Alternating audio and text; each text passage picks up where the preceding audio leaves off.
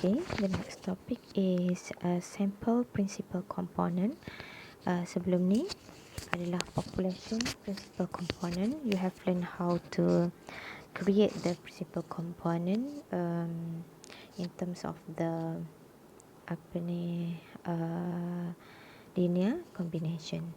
Okay, actually for sample principal component, the concept is the same. The way how you find the principal component is also the same. Just the difference is just dia punya notation. Okay, untuk kalau sample, the notation will be in the small letter, and then it will be all the principal component will be noted as hat, y hat. Okay, and then the variance covariance matrix will be in notation of S. Before this it is the big sigma, but now it is S. Okay, the concept is equal like before. Okay, and then as usual we need the eigenvalue and eigenvector to find the principal component. So kalau you tengok kat sini, the notation untuk principal component will be yi hat equal to e I hat transpose multiply small x. Okay, which is the same concept, which is you multiply the normalized eigenvector hat, okay, transpose multiply dengan sample variable x. Okay, so the concept ni sama. Sample variance for y hat k is dia punya eigenvalue, cuma dia ada hat because of we estimate, we have the sample, so we need to estimate. Okay, the sample covariance will be 0, the same concept. And then to find the total sample variance, so it is like before this, which is the summation ataupun total of the variance, the standard deviation for variables, and ataupun we can use formula of summation of the lambda, which is total of all the eigen value. Okay, and then we can find the value of R, which is the correlation between principal component and variable. Okay, remember from the value of R, kat sini notationnya R hat, kat sini pun E hat, di sini will be used the lambda hat dan juga SKK. Okay, which is the value of R hat, we can use this to see whether which component ataupun which variables contribute most to the corresponding principal component. Okay, let's see the example from your textbook. It is on page 443. Okay, untuk sampel. Actually, konsepnya sama saja, cara you nak dapatkan principal component, nak cari total population variance, nak cari correlation. It is use the same concept, the same method, cuma notation saja yang berbeza because of now we deal dengan sample. So all the notation should be ada hat dan juga small letter. Okay, let's say here the example 8.3, a census provided information, okay, by track on the 5 socio-economic variables, okay, for the Madison, Wisconsin area. The data from 61 tracts are listed in table 8.5. Okay, this one. Okay, this data produce the following summary statistic. Okay, so from this example, we noted as we have 5 variables, x1 until x5, total population, professional degree, employed age over 16, percentage of employment, dan juga median home values. And dalam bracket sini, all of this adalah dia punya unit. Okay, it's given the x bar value, which is the sample mean for each of the variables, and then given also the variance covariance metric. The sample variance covariance metric notationnya adalah as usual. You know that all the main diagonal here belong to the variance for the each of the variables. Okay, and this is the information about the this is the eigenvector, normalized eigenvector, okay, for each of the principal component. So from here we have 5 principal component. Okay, y1, y2, y1. This is the dia punya E1, E11, E12 untuk profession, E13 untuk employment, E14 untuk government employment, tadi professional employment, dan juga medium home value adalah E15. So ini the column yang bukan dalam bracket tu adalah normalized eigenvector for first eigen value.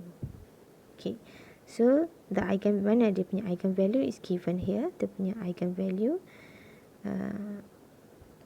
okay, this is the eigen value.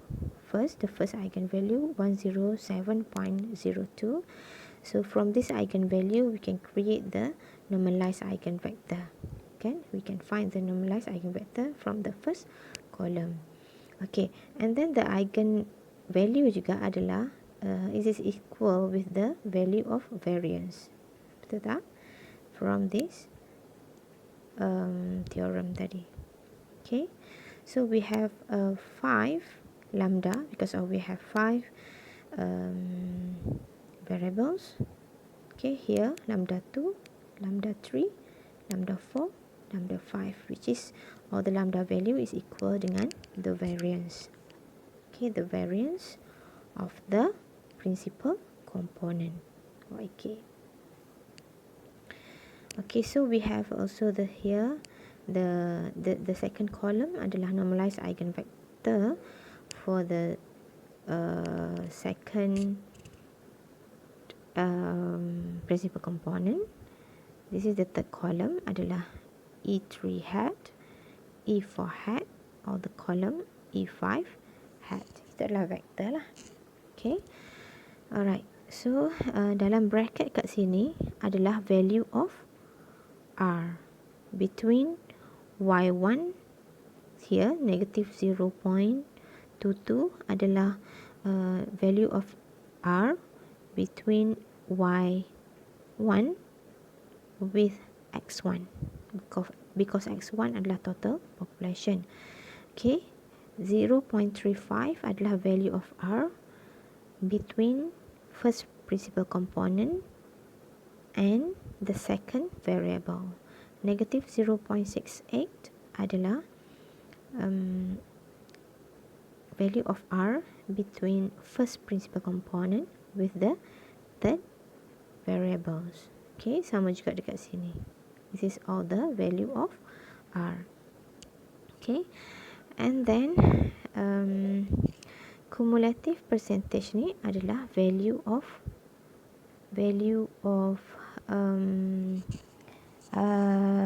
total population variance. That is the value of total population variance. Okey. So kat sini 67.7 ni adalah value. Macam mana dapat yang ni? Macam mana? Ingat tak? The formula to find the total variation. It is, okay, boleh tengok balik dekat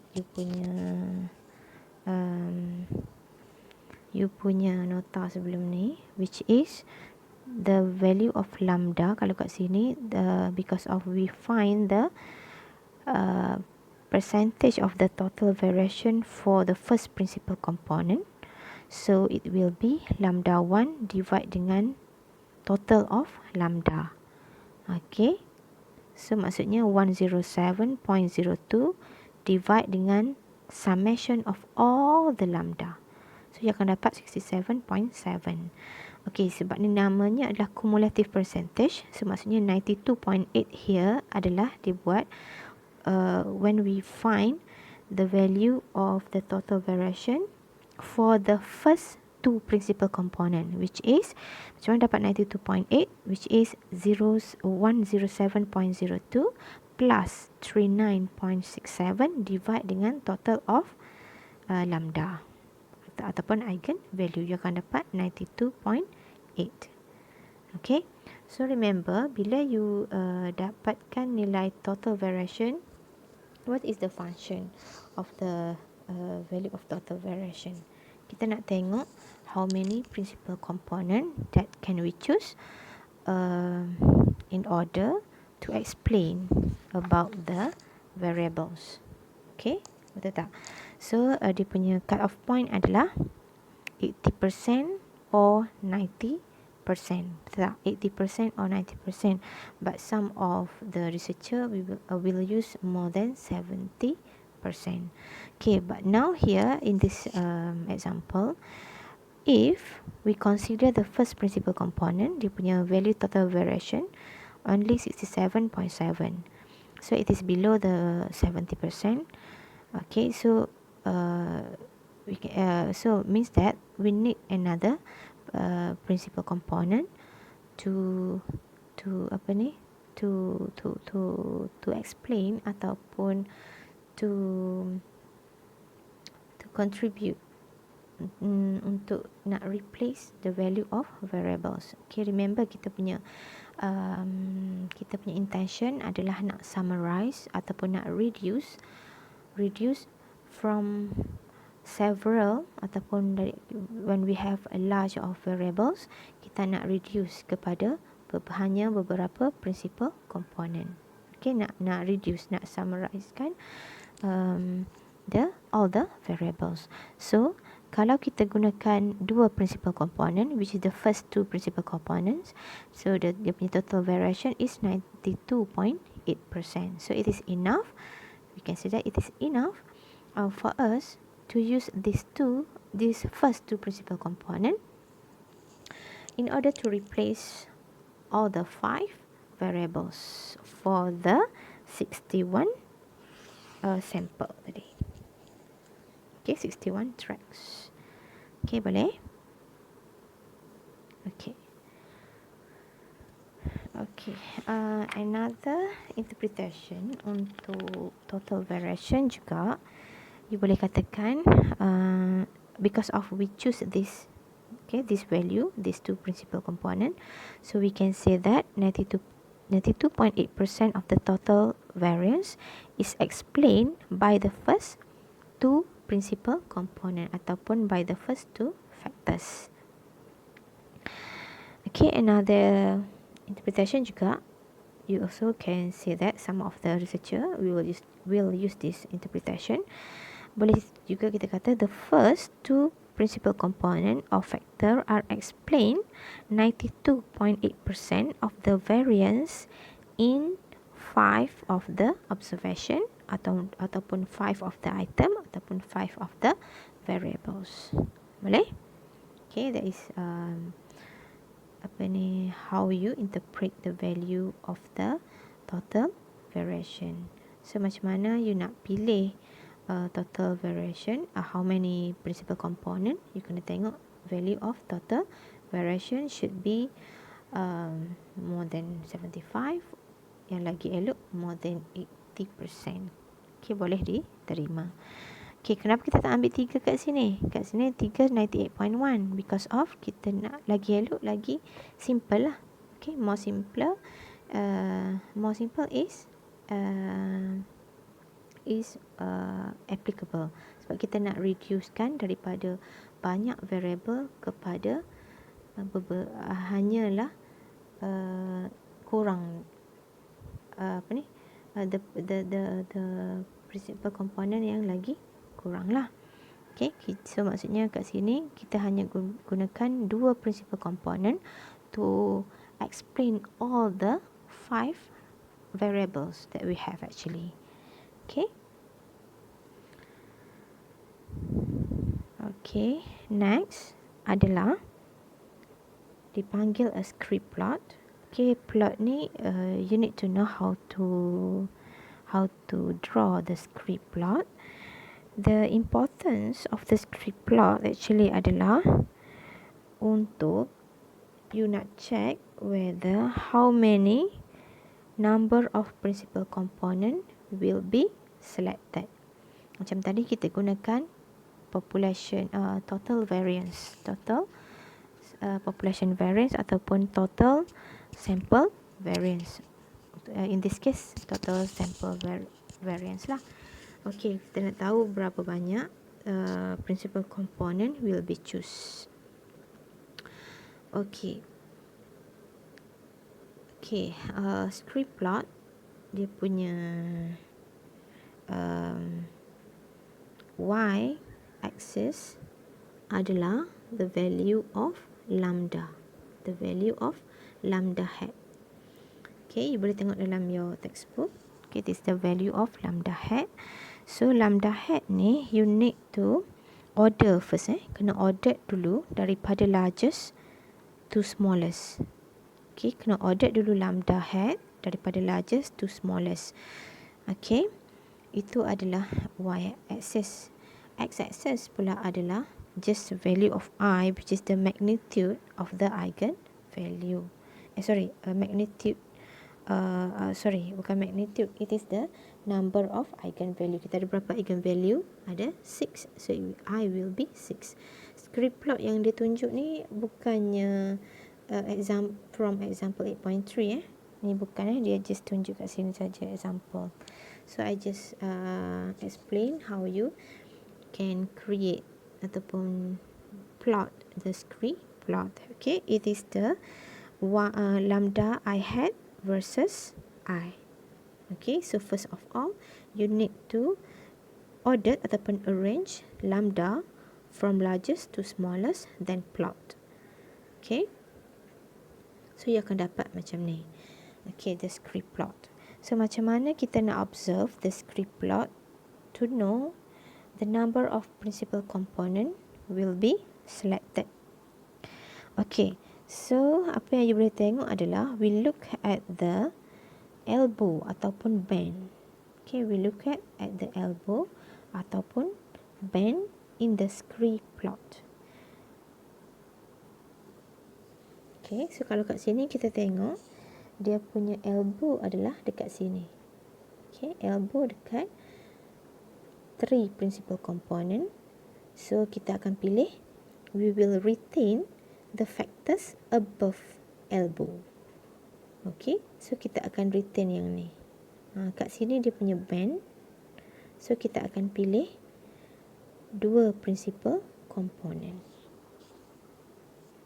Okay, so in this case we can say that 2 sample principal component will be effectively summarize the total sample variance. So maksudnya kita akan pilih 2 principal component. Which principal component? Yang tu kena kira total sample variation. Okay, Scree plot ni just nak tahu berapa banyak principal component will be choose ataupun will be extract to explain all the variables. Okay, that is the Scree plot. Okay, another example kat sini, example untuk ni juga sebenarnya untuk sampel. Untuk sampel principal component, I just go through. Okay, dalam your textbook ada page 446. Okay, paint turtle.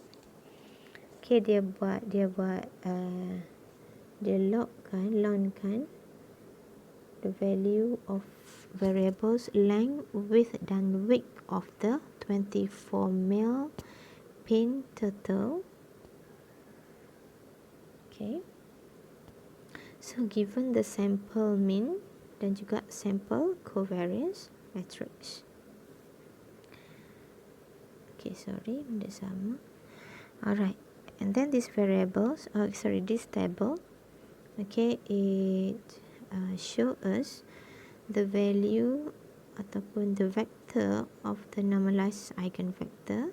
We have 3 normalized eigenvector, and this is the value of lambda 1 hat, lambda 2 hat, lambda 3 hat. The value of lambda is equal with the variance of the principal component. Okay, dalam bracket adalah value of R. Okay, value of R. Okay, so look at the cumulative percentage of total variation. This one adalah percent of the total variance. Okay, for the first principal component, it is 96.1. 98.5 adalah cumulative percentage of total variation for the first two principal component. Maksudnya first principal component plus eigenvalue for the first principal component plus the eigenvalue for the second principal component divide dengan all the eigenvalue, you akan dapat 98.5. So from here, because of the first cumulative percentage is 96.1, it is enough. We only use one principal component to explain all the variables x1, x2 and x3. Satu faktor saja kita boleh buat. Okay. Okay, this is the Scree plot.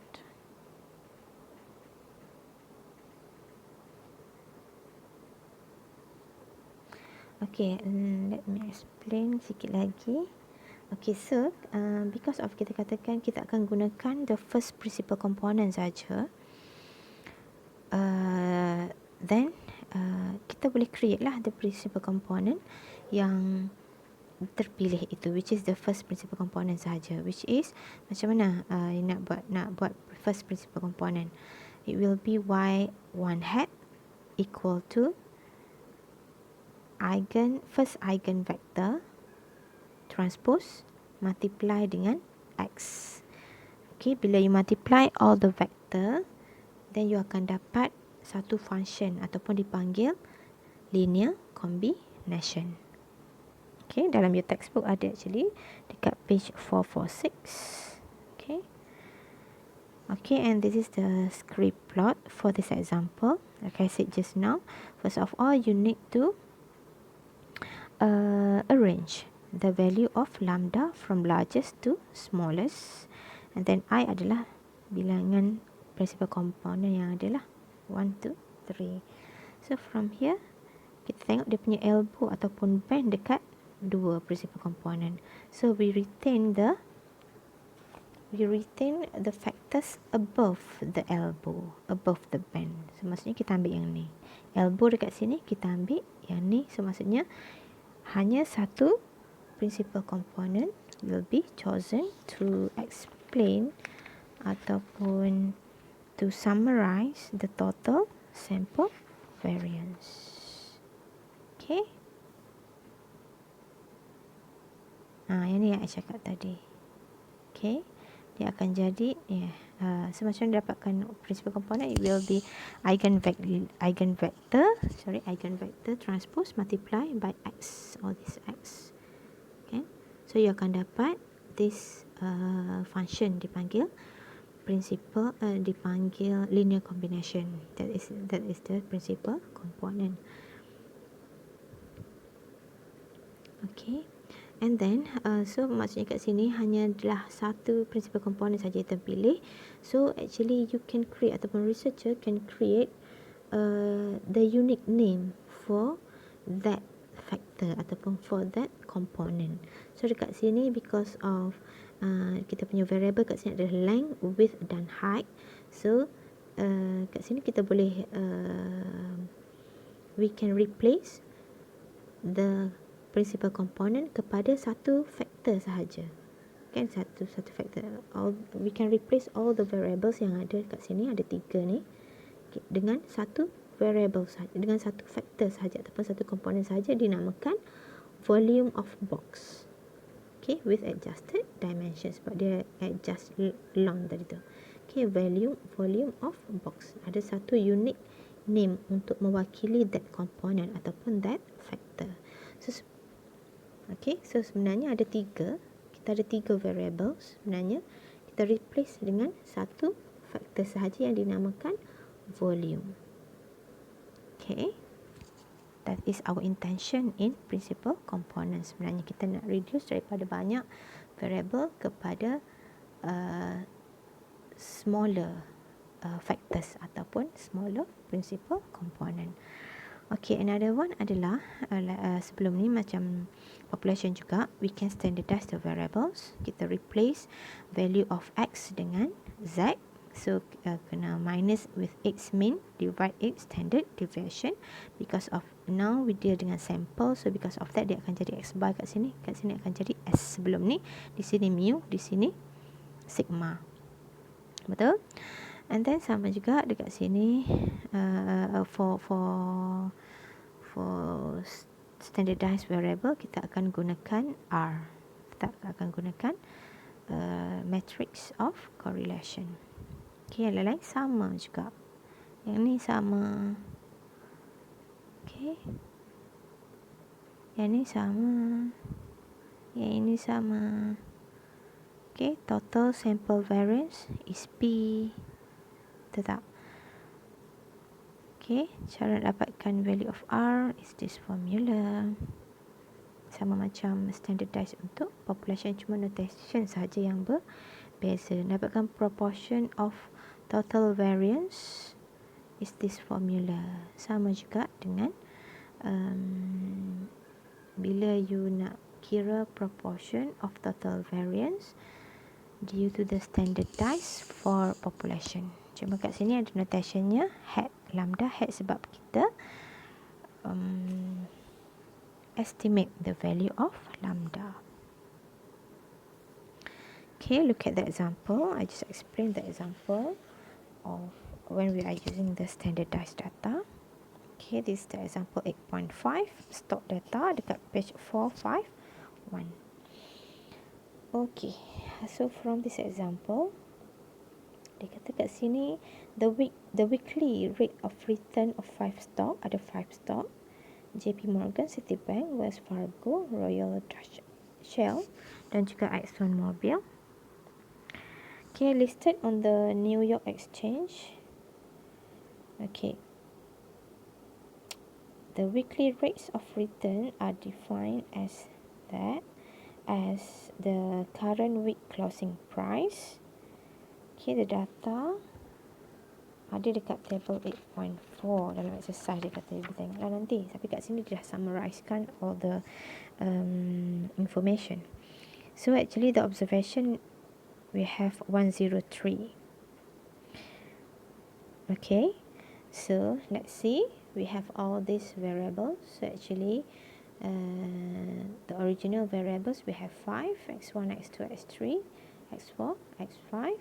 I can given the sample mean for each of the variables dan juga correlation matrix. Okay, correlation matrix. And then using the approach of determinant of the R minus dengan lambda I equal to 0, you akan dapat all the eigen values. And using the eigen values, you can find the normalized eigen factors. But here it is given for all of the 5 variables. We have all the lambda and we have all the 16 eigenvector. Okay, the predicted one. Okay, yang ni dia tunjuk contoh untuk first two principal component.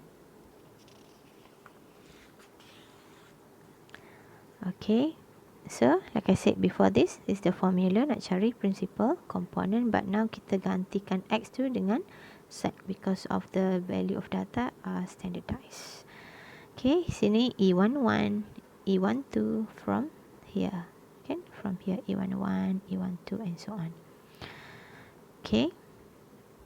Okay, dia tunjuk contoh untuk Y1 and Y2. Actually, you can write down all the 5 principal component. Okay, so dekat sini dia cari total sample variance, betul tak? Lambda 1 hat 1, lambda hat 2 divide dengan P, which is the value is 0.77. Macam dapat tu? You tambah these two value, divide dengan total of all the lambda ataupun P, you will get 0.77. So it is enough kan, 0.77. Okay, sebenarnya you boleh juga cari juga untuk lambda 1 sahaja pun boleh. Lambda 1 sahaja, the value is 2.437, divide all of the lambda. So you boleh try check. So maybe it's not enough to summarize all the sample variance. Okay, so here bila we add the two of the eigenvalues, you akan dapat 0.77, which is 77. Sorry, mana tadi? Okay ni, 77% of the total variance explained by two principal component, ataupun by the first two principal component, ataupun by the first two factors. Okay, alright, so kita tengok Y1 hat. Okay, Y1 hat. Okay,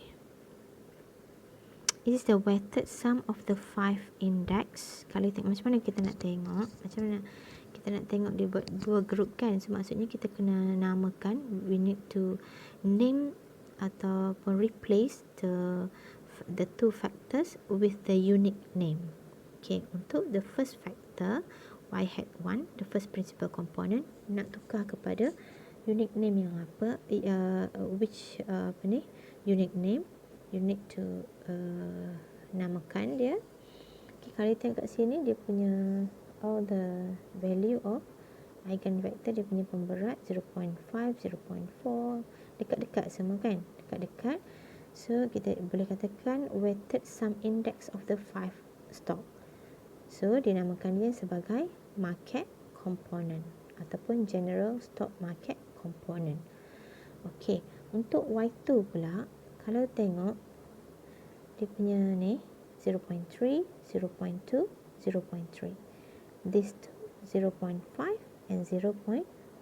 So ada dua yang kontra. So dekat sini kata contrast banking stock and the oil stock. Kenapa dia kata ni? Kalau tengok X1, X2, X3 adalah JP Morgan, Citibank dan juga Fargo. So it is the banking stock. X4 dan X5 adalah Shell dan Exxon Mobil. It is the oil stock. So dinamakan the unique name yang dia tukar sebagai industry component. So out of 5 variables, sebenarnya we have 5 variable, 5x. We reduce using the principal component, we reduce it as two factors, Y1 hat and Y2 hat, yang dinamakan sebagai market component dan industry component. Nampak tak?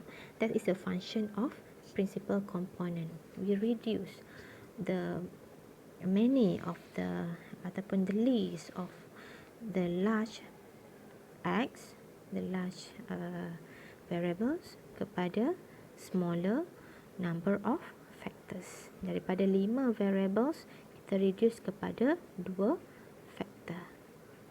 Okay, and then try to create another name untuk these two factor.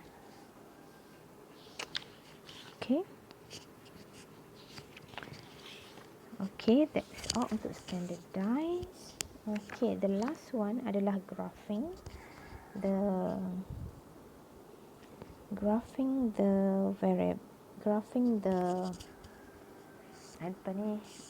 normal, to check the normality. Yang ni sebenarnya graphing the principal component, page 454. Saya tengah cari page sebenarnya. Okay, yang ni kurang popular, but I just explain for you a little bit about this. Sebab dah ada dalam dia punya slide kan. So untuk check the graphing of the principal component ni, sebenarnya kita nak check the normality dan juga suspect observation. Suspect observation maksudnya observation yang it is like outlier lah. Kita boleh check gunakan QQ plot. Okay, nak check QQ plot dan juga scatter plot as usual lah sebenarnya kan. Kita nak check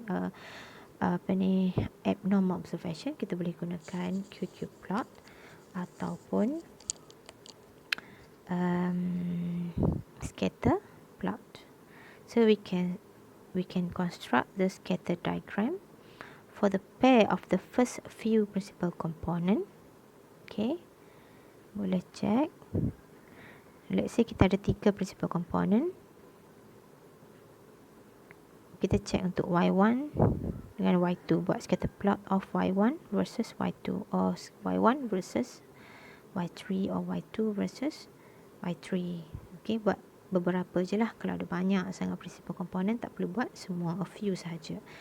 And then boleh juga kita gunakan QQ plot from the sample values generated by each principal component. So means that kita akan create QQ plot Y hat, which is the principal component, versus quartile. Okay, ini example untuk total data. We have these 3 principal component. Kenapa dia jadi macam ni? Ini adalah Z sebenarnya kan. Z adalah X minus min divide dengan sigma. So maybe sigma dia ni berapa adalah value dia ni sebenarnya. Sebab tu dia akan jadi 0.683 tu. Okay, so jangan terkejut lah kalau ada X. Kalau X minus macam ni, maksudnya sampel daripada standardized data. Okay, so ini example dia daripada principal component tadi.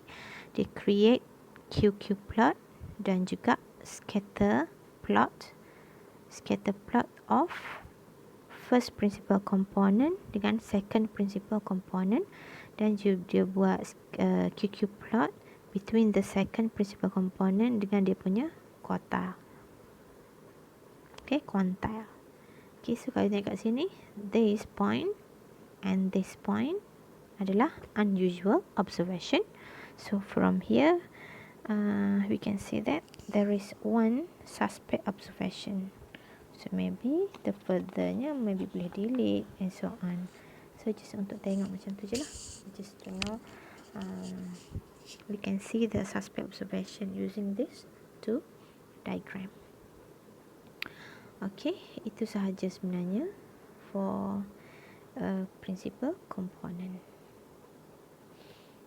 Okay, so I hope you jelas the function of principal component sebenarnya. Kita nak summarizekan daripada a large number of variables kepada a few of factors that we create sebagai principal component ataupun linear combination. Then from that we can create a unique name for each of the factor chosen. Okay, so you kena faham betul-betul dekat principal component ni, because of nanti next chapter adalah factor analysis. Dia consequence lah daripada chapter 6 dan chapter 7 nanti. Okay, alright. Sorry, saya hari ni suara slow sikit sebab anak saya sedang tidur. So saya kena buat juga sebabnya saya tak sempat nak buat sebelum ni. Okay. So I hope you all boleh kuatkan volume. Maaf ya kalau ada yang susah nak dengar tadi. Alright.